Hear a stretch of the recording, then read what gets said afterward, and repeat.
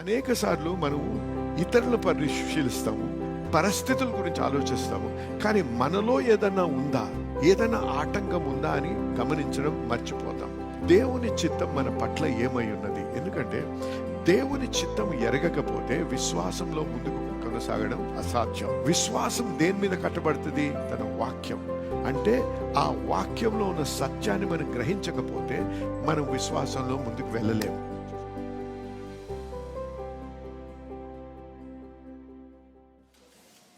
మా యొక్క ఉద్దేశము మిమ్మల్ని వాక్యంలో బలపరచాలని, వాక్యాన్ని అనుభవిస్తూ వాక్యంలో ఉన్న సత్యాన్ని గ్రహించి దేవుడిచ్చిన వాగ్దానాలను మనం అనుభవపూర్వకంగా గమనించి ఆయనకి ఘనత తెచ్చే బిడ్డలుగా, సాక్షులుగా బ్రతకాలనే ఆశతోనే ఈ సంఘాన్ని నడిపిస్తూ ఉన్నాం. ఏదో ఆదివారం సంఘానికి రావాలి, వెళ్ళిపోవాలని కాదు. మా ఉద్దేశం ఏంటంటే మిమ్మల్ని బలపరచాలి, మిమ్మల్ని ఆత్మీయంగా కట్టాలి, మీరు వ్యక్తిగతముగా దేవునితో అన్యోన్య సహవాసంలో ఎదగాలనే ఉద్దేశంతోనే ఆదివారం వాక్యం ప్రకటించడమే కాక లైఫ్ గ్రూప్స్ అనేవి నడిపిస్తున్నాం. అంతేకాకుండా ఫౌండేషన్ కోర్స్ నడిపిస్తున్నాం, ప్రేయర్ కోర్స్ నడిపిస్తున్నాం, బైబిల్ కోర్సెస్ నడిపిస్తున్నాం. ఇవి అందరి కొరకు కూడా మేము దొరికేలాగా చేసాం. ఎందుకంటే ప్రతి ఒక్కరు కూడా దేవునిలో ఎదగాలని. ఎందుకు? దేవునికి ఉద్దేశం మన పట్ల ఏమంది? యేసు ప్రభు మత్తయి సువార్తలో ఒక మాట అన్నాడు, చివరి అధ్యాయంలో, మీరు వెళ్ళి వాక్యం లోకమంతటా ప్రకటించి వారిని శిష్యులుగా చేయమన్నాడు. ఆమేన్.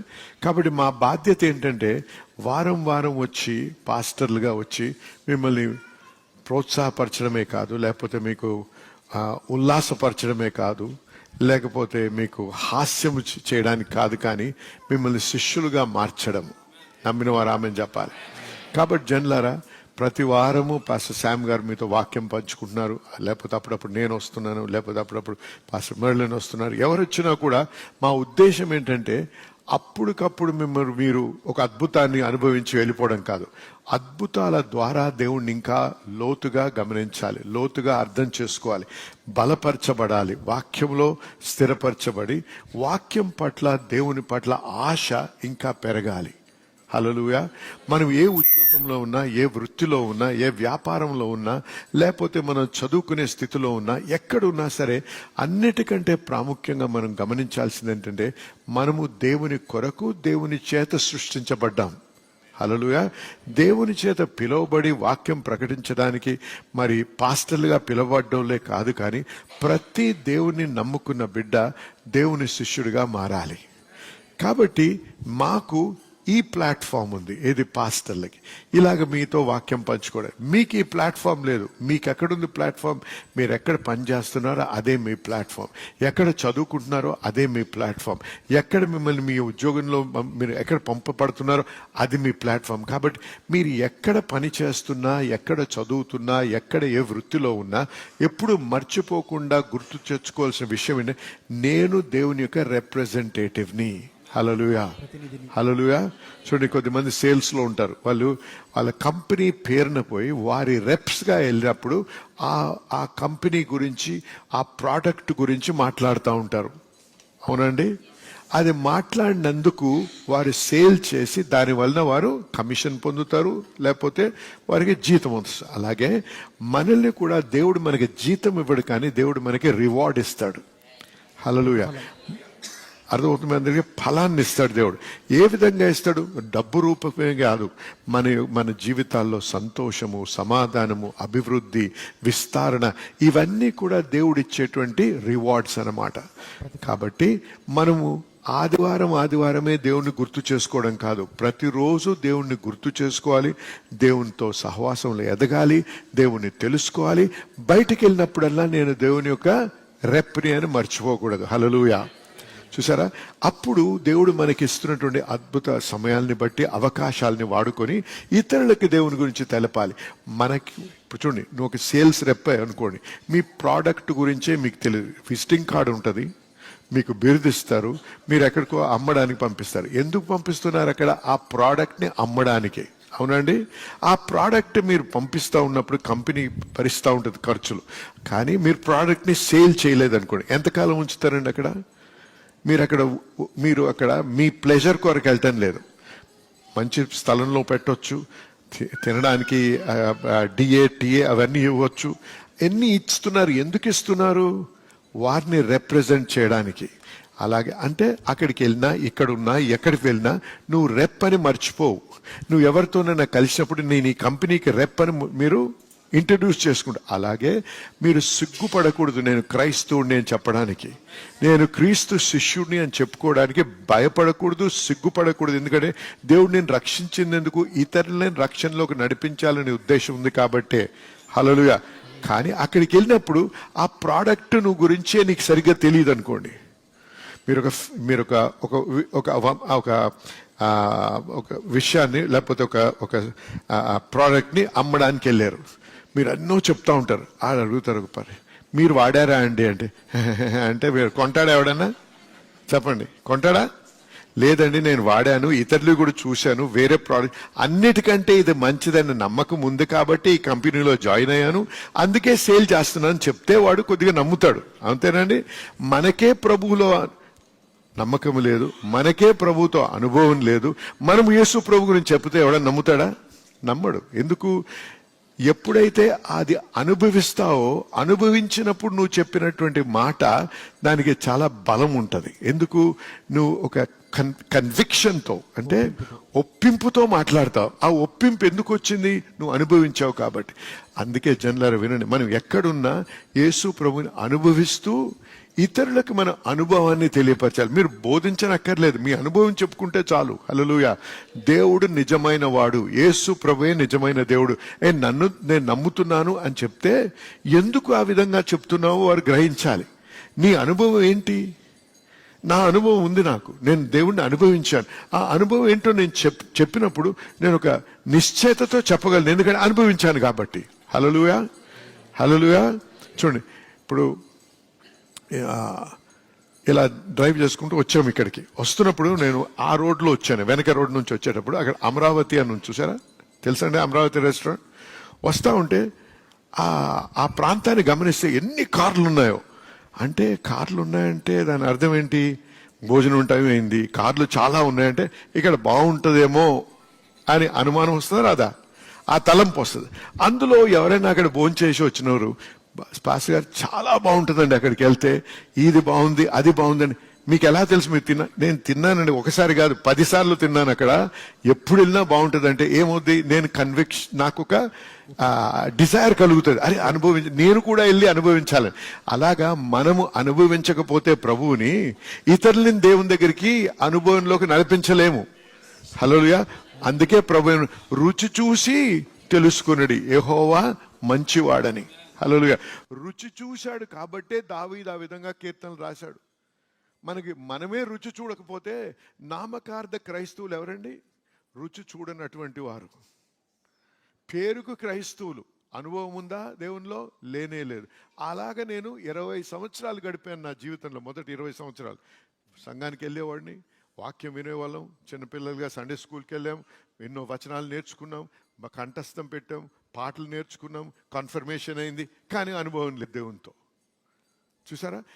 ఈ రకమైన బ్రతకూడదు. మనం దేవుని అనుభవిస్తూ, విజయాన్ని అనుభవిస్తూ, నా దేవుడు విజయమునిచ్చే దేవుడు, అభివృద్ధినిచ్చే దేవుడు, సమృద్ధినిచ్చే దేవుడు, విస్తరణిచ్చే దేవుడని నిశ్చయతతో చెప్పే స్థితికి రావాలి నేను. హల్లెలూయా.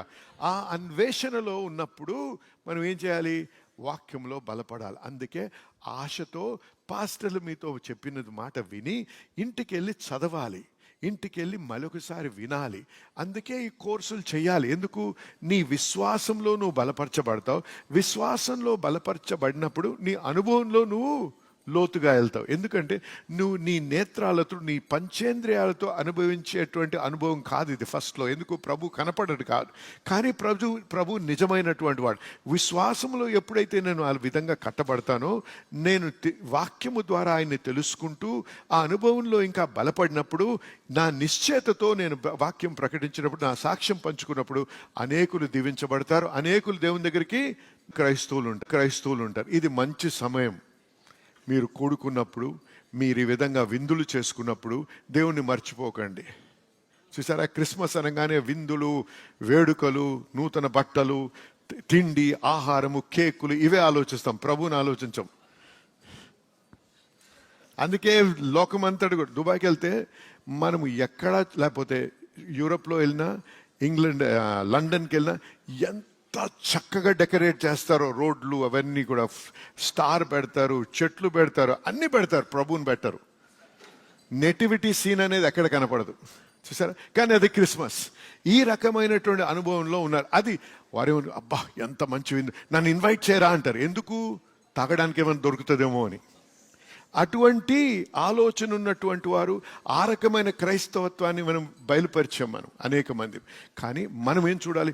క్రిస్మస్ వస్తుంది, ఈస్టర్ వస్తుంది, లేకపోతే మన ఇంట్లో వేడుకలు జరుగుతున్నాయి. ఆ వేడుకల్లో ఖచ్చితంగా సమయం తీసుకొని మనము ప్రభువు దగ్గర కొద్ది సమయం గడుపుదామని చెప్పి మీరు ప్రోత్సహించి, ఆ సమయంలో బోధించకండి. మీరు బోధకులు కాదు, మీ యొక్క అనుభవాన్ని పంచుకోండి.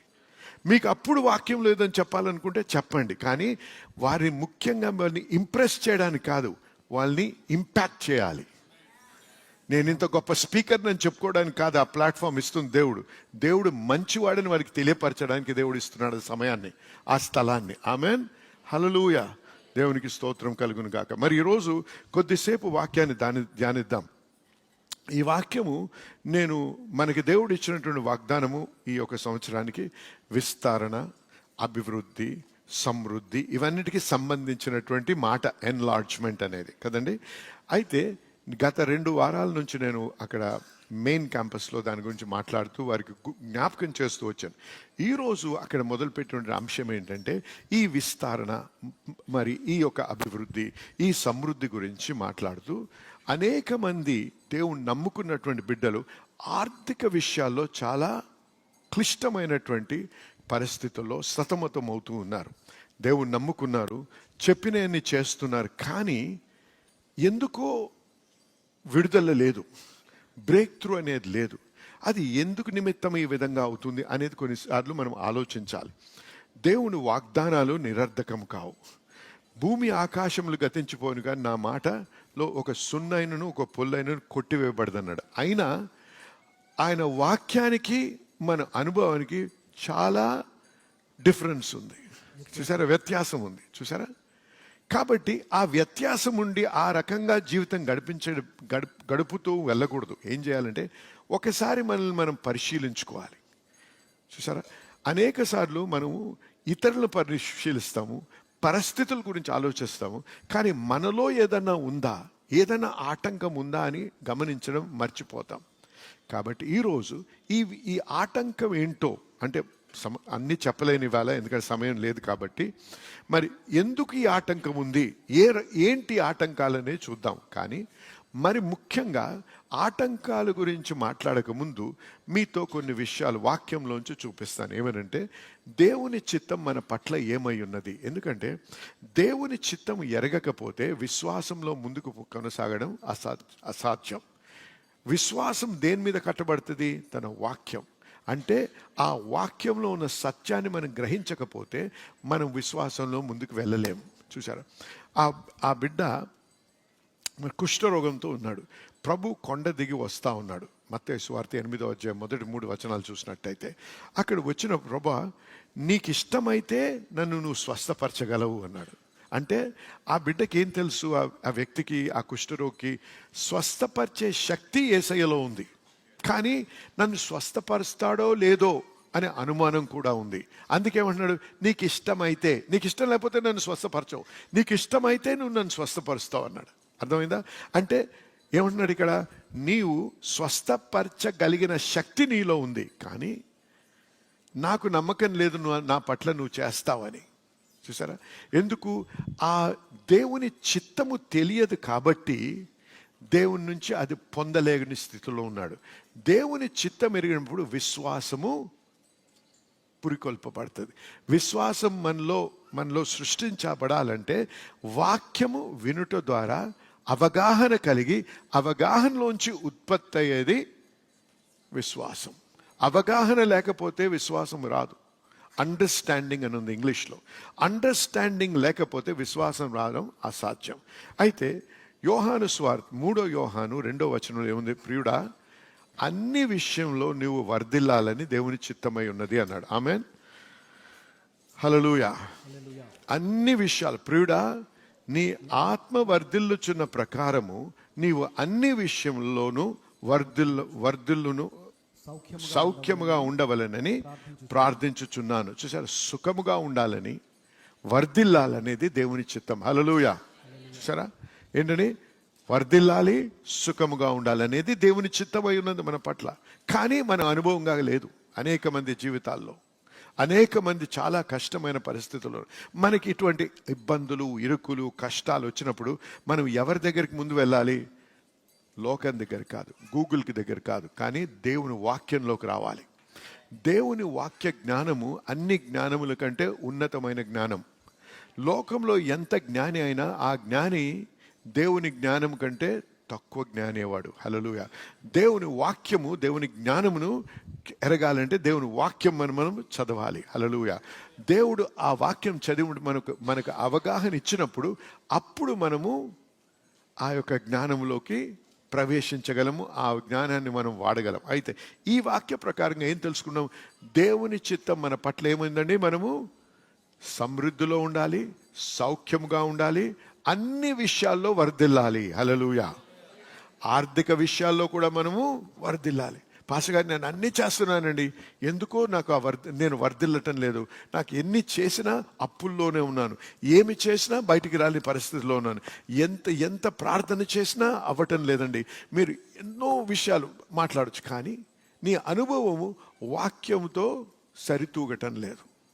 అంటే ఏదో తప్పు ఉందన్నమాట. అర్థమైందా? ఎక్కడో ఎవరో తప్పుడు అడుగు వేస్తారు. దేవుడైతే తప్పుడు అడిగాడు, కాబట్టి ఈ తప్పు ఎక్కడుంది? మనలో ఉందన్నమాట. ఇంకో వచనం, కీర్తనలు 35:27 చూసినట్టయితే ప్రభు ఏమన్నాడు చూడండి ఒకసారి. కీర్తనలు 35:27. 27వ వచనం, నా నిర్దోషత్వమును బట్టి ఆనందించువారు ఉత్సాహధ్వని చేసి సంతోషించుదురుగాక. తన సేవకుని క్షేమమును చూచి ఆనందించు యెహోవా తన సేవకుని క్షేమమును చూసి ఆనందించువాడు యెహోవా. హల్లెలూయా. అంటే నేను క్షేమముగా ఉండినట్టయితే, అంటే ఇంగ్లీష్లో మీద ప్రాస్పర్ అన్నాడు. The lord hath pleasure in the prosperity of his servant. సేవకుడు వర్ధిల్లుతూ సౌఖ్యముగా ఉన్నప్పుడు దేవుడు సంతోషిస్తాడు. హల్లెలూయా. అంటే నేను ఆ పరిస్థితిలో లేనప్పుడు దేవుడు సంతోషించాడు అనమాట. అంటే దీనివల్ల దీని ద్వారా నేను తెలుసుకుంటుంది ఏమిటండి? దేవుడు నేను వర్ధిల్లాలని, సౌఖ్యముగా ఉండాలని, సమృద్ధిలో ఉండాలని దేవుని యొక్క చిత్తమై ఉంది. హల్లెలూయా.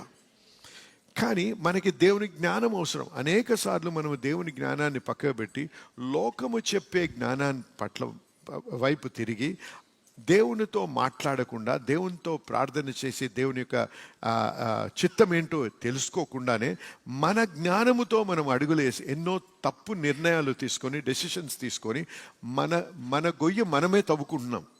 అర్థమైంది అందరికీ? కానీ దేవుడు అంటాం మనం. దేవుడు ఎప్పుడు అలా చేయడు, ఎందుకంటే దేవుని చిత్తం కాదది. దేవుడు నిన్ను కష్టపెట్టాలని, నీకు నష్టము జరిగించాలని, లేకపోతే నీకు హాని కలగాలనే ఉద్దేశము ఆ యొక్క హృదయము దేవుని పట్ల దేవునికి లేదు. దేవుడు ఎప్పుడు కూడా మంచి చేసే దేవుడు. All good things come from the father of lights అని ఉంది దేవుని వాక్యంలో. ఆమెన్. కాబట్టి ప్రతి మేలు కూడా కలుగుతుంది. ఆమెన్, హల్లెలూయా. కాబట్టి దేవుడు ఎప్పుడు మనకి మేలు చేసేవాడే. నేను వర్ధిల్లినప్పుడు దేవుడు సంతోషిస్తాడు. హల్లెలూయా.